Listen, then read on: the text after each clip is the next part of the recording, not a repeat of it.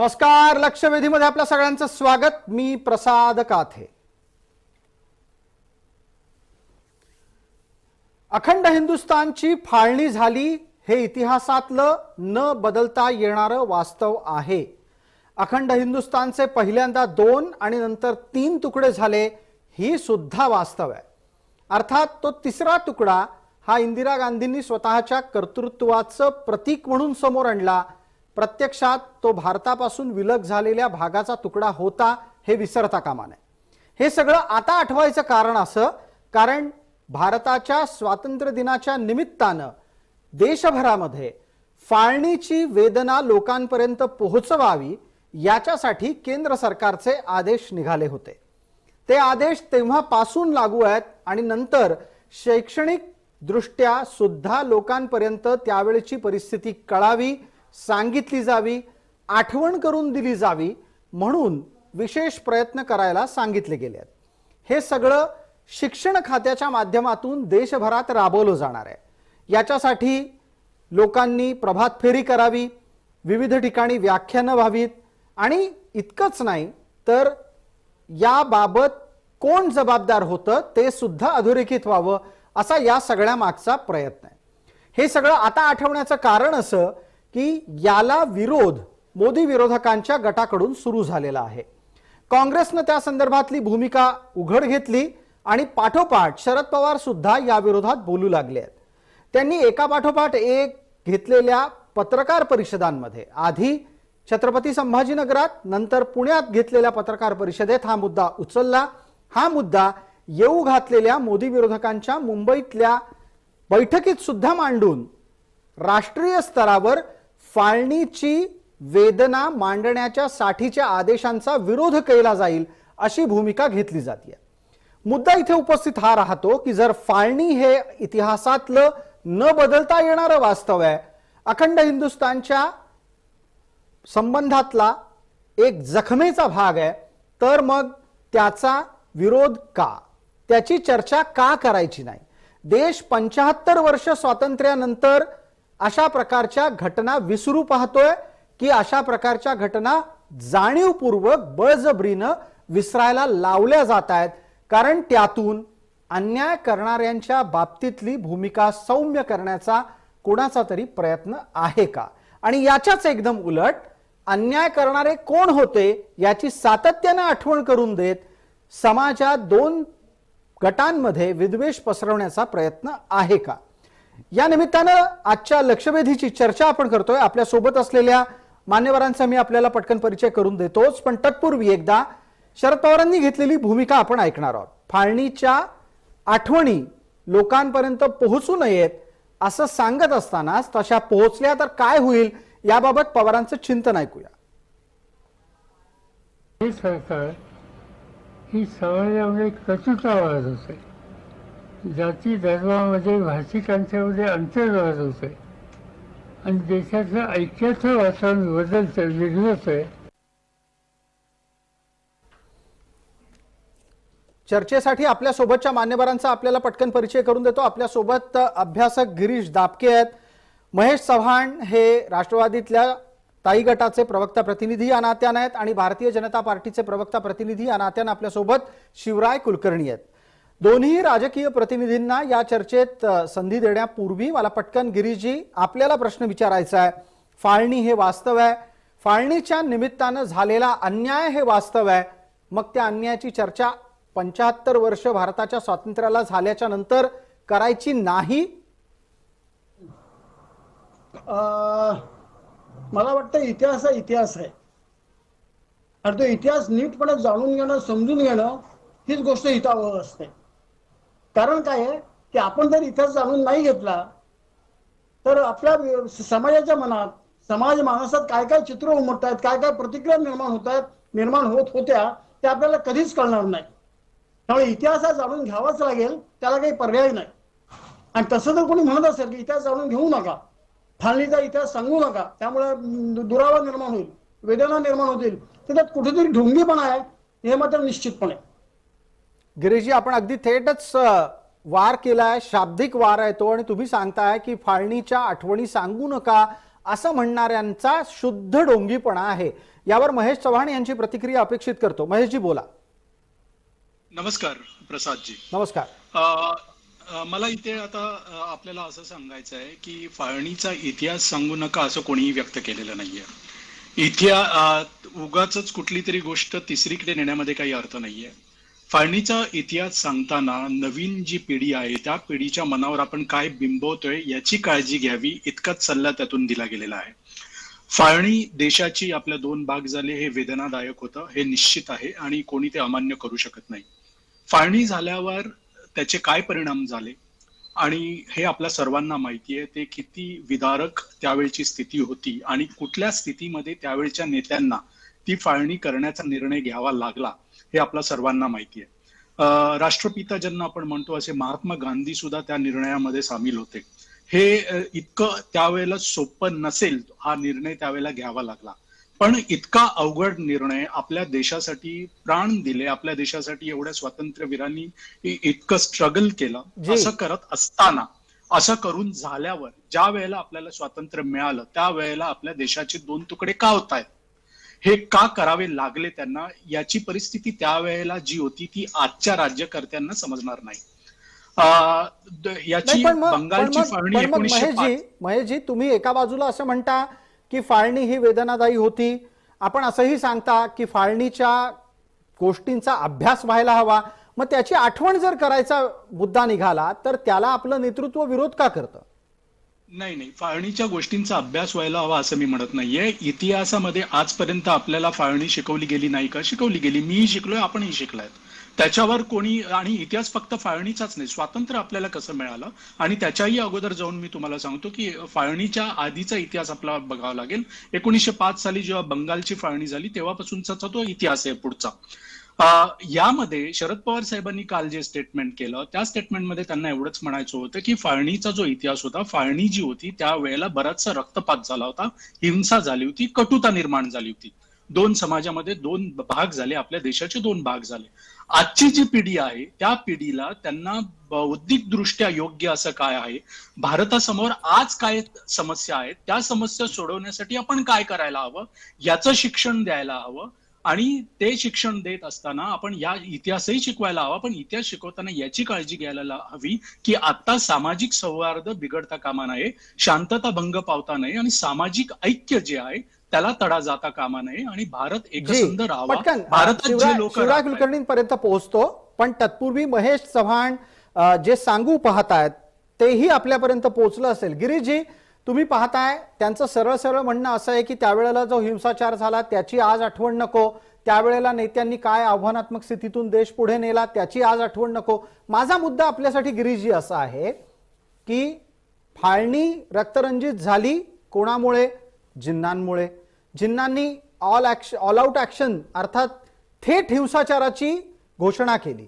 त्या हिंसाचाराने जे काही घडलं त्याची प्रतिक्रिया आली. मला प्रश्न इथे असा उपस्थित करायचा आहे, हिंदू प्रतिक्रिया जेव्हा देतो त्याच वेळेला लोकांच्या पोटात दुखतं का? असंच आहे ते.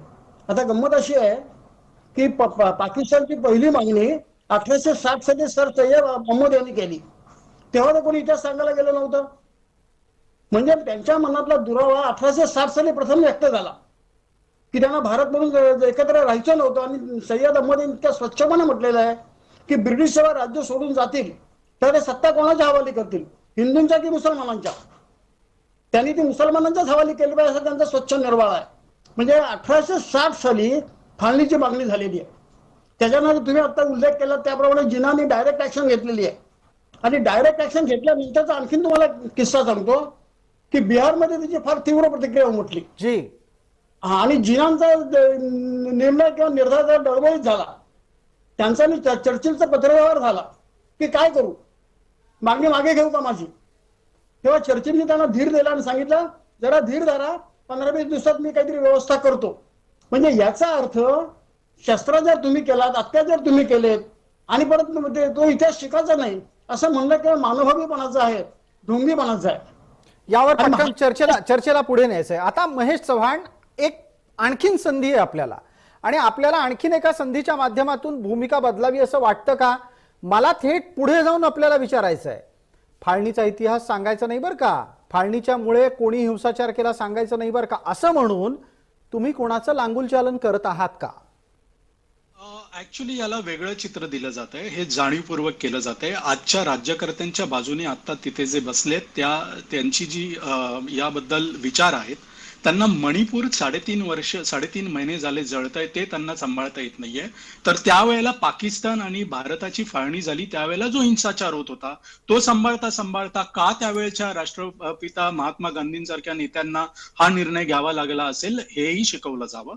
मी परत परत पुनरुच्चार करतोय की आम्ही असं म्हणत नाहीये की इतिहास शिकवला गेला नाही पाहिजे, इतिहास जरूर शिकवला गेला पाहिजे, पण तो शिकवताना आत्ताच्या पिढीच्या मनावर आपण काय बिंबवतोय याचा विचार करून तो शिकवायला हवाय. ठीक आहे. आत्ताच्या पिढीला पुन्हा रक्तपात किंवा हिंसा किंवा कटुता या गोष्टींकडे आपण न नेता आपण आपल्या देशासमोर काय समस्या आहेत त्या सोडवण्यासाठी आपल्या पिढीला आपण काय शिक्षण देऊ शकू वेगवेगळ्या माध्यमातून, त्यावर आपण विचार करायला हवा. असं आपण या निमित्तानं चर्चेसाठी शिवराय कुलकर्णींना संधी देऊयात. शिवराय, आता आपण खुलासा करावा की फाळणीचा इतिहास सांगितल्यानं आत्ताच्या पिढीच्या मनावर प्रतिकूल परिणाम होईल. काय प्रतिकूल परिणाम होईल तुम्हाला वाटतं? प्रतिकूल परिणाम होऊ शकतो? असा आहे प्रसादजी की ज्यांनी छत्रपती शिवाजी महाराजांनी अफजल खानाच्या पोटामध्ये वाघनखं घालून त्याचा कोथळा काढला, हे चित्र देखील ज्यांना इतक्या वर्षाच्या सत्तेमध्ये चाललं नाही, हे चित्र लावल्याने दंगे होतात, हे चित्र लावल्याने अल्पसंख्याकांच्या भावना दुखवल्या जातात, ही ज्यांची धारणा होती, ते फाळणीचा इतिहास समोर कसा येऊ देणार आहे? फाळणीचा इतिहास जर समोर आला तर काँग्रेसच्या अधिवेशनामध्ये खिलाफत चळवळीला पाठिंबा दिल्यानंतर तोपर्यंत स्वातंत्र्याचा जो मूल मंत्र होता वंदे मातरम, त्या वंदे मातरम सोबत अल्लाहू अकबरचा नारा जन्माला आला आणि तिथून कशी कशी दुहीची बीज पेरल्या गेली, हा सगळा इतिहास जर जनतेच्या समोर आला.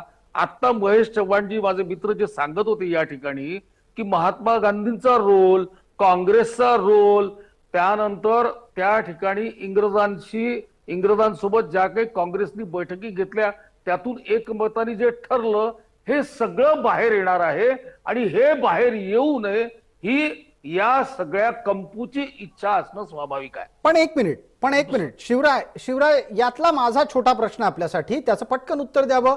हे सगळं काँग्रेसला भोवणार आहे, पवार का त्यासाठी पुढाकार घेताना दिसत आहेत? तरी पवारांनी आजपर्यंत जे राजकारण केलं, मला तुम्ही सांगा ना, आज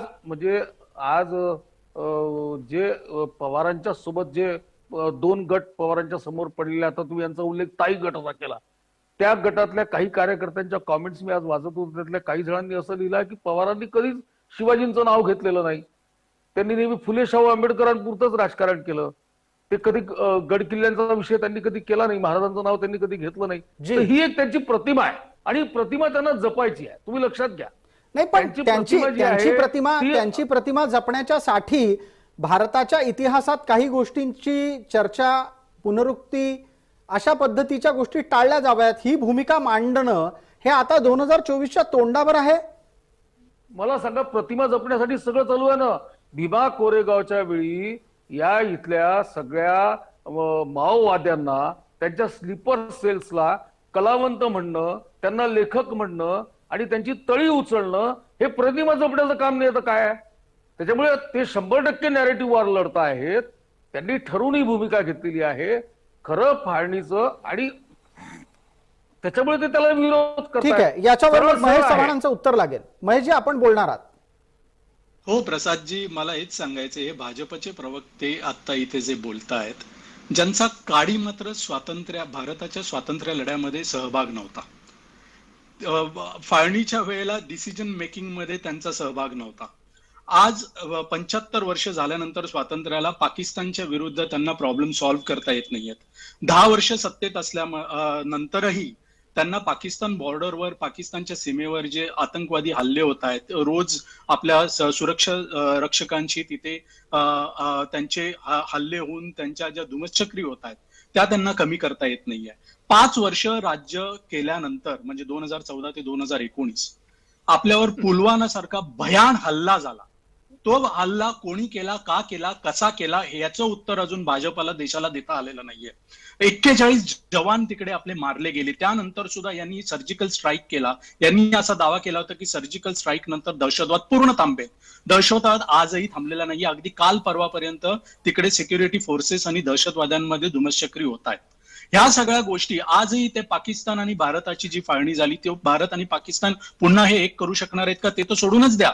काश्मीर सारखा प्रश्न त्यांना सोडवता येत नाहीये. 370 कलम हटवल्यानंतर सुद्धा जर तिकडे प्रॉब्लेम्स होणारच असतील, जी. आजही जर तिकडे निवडणुका यांना घेता येत नसतील, तर यांचं इथे जे अपयश आहे ते अपयश आज निवडणुकीच्या तोंडावर कुठेतरी झाकून द्यायला. आणि दुसरे भयानक, मी मगाचपासून पुन्हा पुन्हा तेच सांगतोय, इतिहास शिकवला जाऊ नये असं आम्ही कधीही म्हटलेलं नाहीये. आजपर्यंत इतिहास आपण शिकत आलेलो आहे. स्वातंत्र्य लढ्याचा इतिहास आपण शिकलो, त्यानंतर स्वातंत्र्य कसं मिळालं याचा इतिहास आपण शिकलो, फाळणीचा इतिहास आपण शिकलो. तुम्हालाही माहितीये फाळणी कशी झाली, मलाही माहितीये फाळणी कशी झाली. त्यावेळेला जो हिंसाचार, रक्तपात आणि यावरचं कटुता उत्तर. निर्माण झाली होती जी. ती या जनरेशनला होऊ नये, ती अनुभवावी लागू नये आणि देशापुढच्या समस्या सोडवण्यासाठी काहीतरी चांगलं आपण त्यांना देऊ शकतो यावरचं याच्यावर उत्तर विचार लागेल. करायला बिलकुल हवा असं बिलकुल. भारतीय जनता पार्टीचे प्रतिनिधी शिवराय कुलकर्णी हसत होते ज्या वेळेला तुम्ही हा मुद्दा मांडत होतात.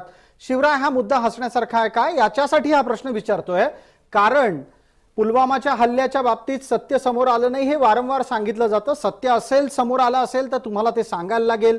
दुसऱ्या बाजूला तुम्हाला हाही मुद्दा मांडावा लागेल की नरेंद्र मोदी या सगळ्याच्या माध्यमातून धार्मिक ध्रुवीकरण करण्याचा प्रयत्न करतायत, हा शरद पवारांचा आरोप आहे.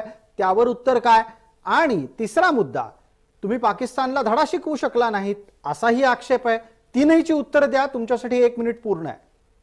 नाही, असं आहे की आता हे जे सगळं वक्तव्य होतं हा महान विनोदी कार्यक्रम होता. याच्या इतका मोठा विनोदी कार्यक्रम दुसरा कोणी राहू शकत नाही. अहो, भारताच्या स्वातंत्र्याच्या इतिहासामध्ये ज्या प्रधानमंत्र्यांनी त्यांच्या छाताळावर जाऊन थय थय थय थय जो प्रधानमंत्री आणि ज्याचं सैन्य नाचलं, त्यांना तुम्ही पाकिस्तान प्रश्न सोडू शकत नाही म्हणणं ही अत्यंत म्हणजे ही अत्यंत निलाजरेपणा, खोटारडेपणा याची ही परिसीमा आहे. तुम्हाला तो लखलाप, तुम्ही त्या विषयांवर बोलू शकता.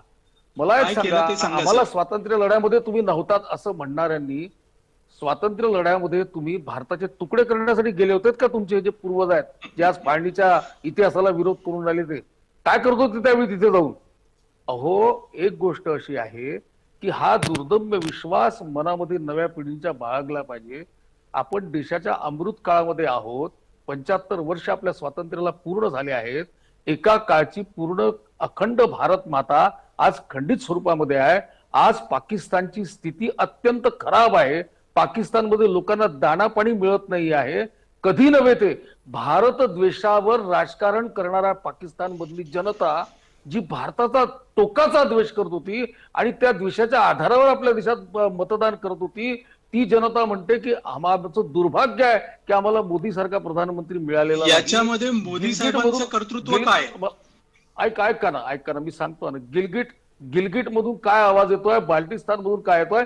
कर्तृत्व हे आहे की संपूर्ण विश्वाला प्रभावित करणारा, विश्वामध्ये भारताला अग्रेसर करणारा प्रधानमंत्री भारताचा आहे. पाकिस्तानची हे पाकिस्तान देखील मान्य करायला लागलेलं आहे. त्यामुळे पाकिस्तानमधली जनता, पाकिस्तानमधली जनता समोर म्हणायला लागली.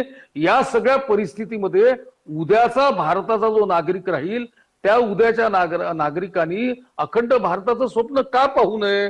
राष्ट्र, राज्य या ज्या संकल्पना असतात या संकल्पना यांना कळणार नाहीत, कारण की हे इंग्रजांच्या व्याख्यांवर विश्वास ठेवणारे आहे. भारतामध्ये वेदापासून राष्ट्ररचना मांडलं गेलं आहे. शिवराय, आपला आक्षेप कोणाबद्दल आहे? कोण इंग्रजांचे हस्तक तुम्ही ठरवताय? आणि इंग्रजांचे हस्तक आज 2023 मध्ये पण भारतात आहेत, हे आपलं अपयश नाही? मी तुम्हाला सांगतो, मी त्यांना इंग्रजांचे पण इंग्रजी मानसिकतेला बळी पडलेले हे यांच्या बाबतीत निश्चित म्हणता येईल. प्रसादजी, अत्यंत जबाबदारीपूर्वक सांगतो की जे स्वतःला काँग्रेसी म्हणतात ते काँग्रेसी म्हणजे ते सुडो सेक्युलरिस्ट. दुसरे या देशातले बुद्धिजीवी पंचतारांकित हॉटेलांमध्ये बसणारे. तिसरे पुरोगामी. चौथे जुने उरलेले समाजवादी ज्यांना या देशामध्ये जनाधार राहिलेला नाही. आणि पाचवे अप्रत्यक्षरित्या माओवादाचं समर्थन करणारे डावे. हा सगळा कंपू एकत्र आलेला आहे आणि या कंपूला भारतीय जनता पार्टी, जी. नरेंद्र मोदी आणि या देशाचं मजबूत सरकार जो जो निर्णय घेईल पण त्या पण निर्णय शिवराय अहो, या सगळ्याचा आणि फाळणीची आठवण करून देण्याचा काय संबंध? म्हणजे तुम्ही फाळणीच्या काळात जिनांनी किंवा थेट अगदी मुसलमानांनी ज्या पद्धतीनं हिंदूंची वारेमाप कत्तल केली, त्या कत्तलीचा अनुभव सांगून आज काय पेरू इच्छित आहात? मला सांगा, इतके दिवस या देशामध्ये तुम्ही बाबरापासून तर बाबर, त्याचा बेटा हुमायून, हुमायूनचा अकबर, अकबरचा औरंगजेब कशासाठी शिकवला या देशामध्ये? कशाला त्यांचं महिमा मंडन केलं? या देशामध्ये मोगलांचा इतिहास शिकवला, मोगलांचे शौक शिकवले या देशामध्ये तुम्ही. मोगलांचा प्रभाव या देशावर ठेवला, त्यांचे मॉन्युमेंट जतन करून ठेवले, त्यांना शाही दर्जा दिला सगळ्या याचा. हा कशासाठी केला तुम्ही सगळा खटाटोप? अहो, हा आपला जो इतिहास आहे, ज्या वेदना 60 लाख लोक, हे तुम्ही कधी सांगणार आहे भारताच्या नव्या पिढीला? भारताच्या नव्या पिढीला की आज आमची सिंधू, आज आमची सतलज आमच्यामध्ये नाही, आमची हडप्पा मोहनजोदडो संस्कृती आमच्यामध्ये नाही, आमचा एकेकाळचा सिंध, आमचा एकेकाळचा पंजाब आमच्यामध्ये नाही, हे माझ्या नव्या पिढीला कधी कळणार आहे? आणि त्यांना कळलं तर हा भूभाग पुन्हा आमच्यामध्ये असला पाहिजे, राष्ट्र म्हणून आमची भावना एक असली पाहिजे. हा नवा विचार आता मुद्द्यावर आलात तुम्ही. म्हणजे मग मला एक प्रश्न यातून अपेक्षित करायचा आहे, तो गिरीश दाभकेंच्या कडच्या उत्तरातून, म्हणजे त्यातून त्याची माहिती मिळावी. भारताला पुन्हा एकदा पूर्वस्थितीत आणण्याच्या साठीची ही तयारी आहे का? यातून हळूहळू जनमत तयार केलं जाणार आहे का की आपण पाकव्याप्त काश्मीर भारतात आणला गेला पाहिजे, याच्यानंतर पुढचा टप्पा हा अखंड हिंदू राष्ट्राच्या निर्मितीचा असला पाहिजे? पवारांच्या विधानांना तसं काही सूचित होईल असं मला वाटत नाही. कारण पवार स्वतः कधी अखंड हिंदुस्थानचा आग्रह धरणार नाहीत. पण या इतिहासाच्या बाबतीत तुम्हाला नाही, मला त्यांच्याकडून नाही अपेक्षित आहे, त्यांच्याकडून नाही, ज्यांनी आदेश दिले, ज्यांनी सांगितलं की फाळणीच्या वेदना लोकांपर्यंत पोचवा, आठवणी जाग्या ठेवा, यातून आज जी रचना तयार केली जाते, त्या रचनेतून उद्या पाकव्याप्त काश्मीर भारतात आणण्याच्यासाठीची मानसिकता उभी करणे आणि त्यातून उद्या भारत पुन्हा एकदा पूर्वस्थितीत नेऊन अखंड हिंदू राष्ट्र बनवणे, यासाठीची ही तयारी आहे का? ही सत्ताधाऱ्यांच्याकडून होतीये का, असं माझा प्रश्न आहे. नाही, मला नाही वाटत. कारण तो फार वेगळा टप्पा आहे आणि वेगळा कठीण टप्पा आहे. तो इतक्या 5-10 वर्षात होणारी गोष्ट नाही आहे ती. त्यामुळे ती इतक्या पटकन होणार नाही. पण अखंड हिंदुस्थान हे स्वप्न अनेकांनी उराशी जपलेलं आहे आणि त्याचं मूळ असं आहे की आपण जो इतिहास शिकलो किंवा स्वातंत्र्याचा, तो तरी खरा शिकलो का? 1949 साली भारतीय शासनानं स्वातंत्र्याच्या चळवळीचा इतिहास लिहायचं ठरवलं. वेगवेगळ्या राज्यांना रिपोर्ट केले. त्या रिपोर्टची छाननी झाल्यानंतर असं लक्षात आलं की सगळ्या क्रांतिकारकांचा इतिहास आलेला आहे. आणि मग तो क्रांतिकारकांचा इतिहास बॅन करण्यात आला आणि सरकारनं वेगळी समिती नेमून काँग्रेसला आणि गांधींना मध्यवर्ती मानून स्वातंत्र्य चळवळीचा इतिहास लिहिला. त्यामुळे खरी स्वातंत्र्य चळवळीचा इतिहास कोणी सांगितलेलाच नाहीये. तो देखील सांगितला जावा आणि तो जर सांगितला गेला तर माझी खात्री आहे की अखंड हिंदुस्थान निर्माण करण्याचं स्वप्न पुन्हा एकदा भारताच्या मनात निर्माण होईल आणि ते व्हावं असा देखील प्रयत्न आहे. या निमित्तानं पटकन महेश चव्हाण यांना बोलतो करूयात. महेश चव्हाण, आपण ज्या वेळेला सांगता की भारताच्या फाळणीच्या इतिहासाची आठवण करून देणं म्हणजे समाजात विद्वेष पसरवणं आहे, तर मग तुमचा विरोध अखंड हिंदू राष्ट्राला आहे का भारत अखंड होण्याला आहे? मी दोन्ही शब्द वापरलेले आहेत, तुम्ही हवा तो शब्द निवडू शकता. महेशजी. प्रसादजी, मी पुन्हा आपल्याला हेच सांगतोय की भारताच्या फाळणीचा इतिहासाची आठवण करून देऊ नका असं आमचं म्हणणं नाहीये. आमचं म्हणणं असं आहे की भारताच्या फाळणीचा इतिहासाची आठवण करून देताना ही काळजी घ्या की आत्ताची जी पिढी आहे त्यांच्या मनामध्ये द्वेष, कटुता, रक्तपात, हिंसा अशा गोष्टी न बिंबवता आत्ता भारताच्या समोर ज्या समस्या आहेत त्या समस्या सोडवण्यासाठी आपल्या पिढीला आपण काय दिलं पाहिजे. पण महेशजी, हे कसं शक्य आहे? हे म्हणजे असं आहे ना की समजा तुम्हाला पनीर मसाला खायला दिला असेल तर तुम्ही म्हणताय पनीर बाजूला काढा पण त्याला पनीर मसाला म्हणा. हे असं नाही होऊ शकणार. फाळणीची चर्चा असेल तर त्यातला हिंसाचार येईलच. कोणी हिंसाचार करायला सांगितला त्यात मोहम्मद अली जिना येतीलच. कशा पद्धतीने डायरेक्ट ऍक्शनचा विषय निघाला, कशा पद्धतीने बंगालापासून मुसलमानांनी हिंदूंची कत्तल सुरू केली, या सगळ्या गोष्टी येतील. या सगळ्या गोष्टी काढायच्या तर मग तुमच्या नेतृत्वाला फाळणीचा कुठला इतिहास लोकांपर्यंत पोहोचवायचा आहे? इतिहास शिकवताना इतिहासाचे जर इथे कोणी अभ्यासक असतील तर इतिहासामधून आपण धडे घ्यायचे असतात की इतिहासात जे झालं ते इथून पुढे होऊ नये. वाईट गोष्टींच्या बद्दल बोलतोय मी, की इतिहासात ज्या वाईट गोष्टी झाल्या त्या पुढे होऊ नयेत याच्यासाठी इतिहास शिकायचा असतो. इतिहास शिकून आपल्याला अभिमानास्पद गोष्टी काय आहेत, आपल्यासाठी शौर्याच्या गोष्टी काय आहेत, आपल्या इतिहासामधल्या व्यक्तींनी, ऐतिहासिक व्यक्तींनी, थोर व्यक्तींनी जी. समाजापुढे काय आदर्श निर्माण केले, ते आदर्श काय आहेत हे आजच्या पिढीला शिकवणं हा इतिहासाच्या मागचा इतिहास शिकण्याच्या मागचा उद्दिष्ट शिवराय असतं. शिवराय याचं पटकन आता- उत्तर द्या, वेळ मर्यादा आहे आपल्याला. पटकन शिवराय, असं शक्य आहे का?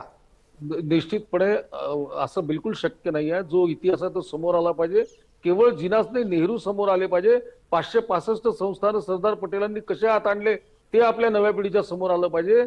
क्लेमंट एटली यांची भूमिका काय होती, इंग्रजांची भूमिका काय होती ती समोर आली पाहिजे. आणि आपला गेलेला जो भूभाग आहे, आम्ही एक राष्ट्र आहोत, आमचा समान विचार आहे, समान संस्कृती आहे, समान भाव आहे. या भावाचं जागरण नव्या पिढीने केलं पाहिजे.